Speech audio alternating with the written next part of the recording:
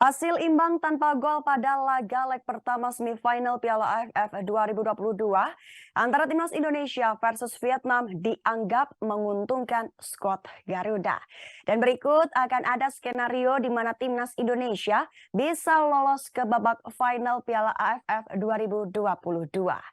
Sebuah media Vietnam menurunkan laporan yang menyatakan kekhawatiran akan nasib timnas Vietnam seusai menahan Indonesia pada leg pertama semifinal Piala AFF 2022. Sebagai informasi, Vietnam sukses menahan imbang Indonesia dengan skor kacamata di Stadion Utama Gelora Bung Karno pada 6 Januari lalu. Hasil ini bisa dikatakan cukup bagus bagi timnas Vietnam. Pasalnya, tim asuhan Park Hang-seo itu sanggup menghindari kekalahan kalau bermain di kandang timnas Indonesia.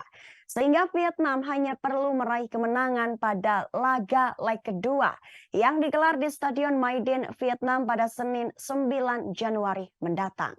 Namun media asal Vietnam The Tau 247 justru merasa khawatir dengan apa yang akan diraih oleh skuad Golden Star Warriors tersebut. Hal itu tidak terlepas dari pemakaian aturan gol tandang di Piala AFF 2022.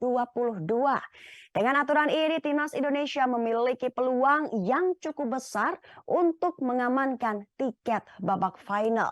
Mark Locke CS hanya perlu menghindari kekalahan dan berusaha mencetak gol imbang. Pasalnya, hasil imbang dengan gol berapapun membuat timnas Indonesia menjadi tim yang akan lolos ke babak final. Berikut skenario di mana timnas Indonesia bisa lolos ke final Piala AFF 2022. Sebelumnya, duel antara timnas Indonesia versus Vietnam berakhir imbang 0-0. Hasil ini sempat disayangkan oleh Sinteyong. Terlebih banyak peluang yang disia-siakan para pemain timnas Indonesia.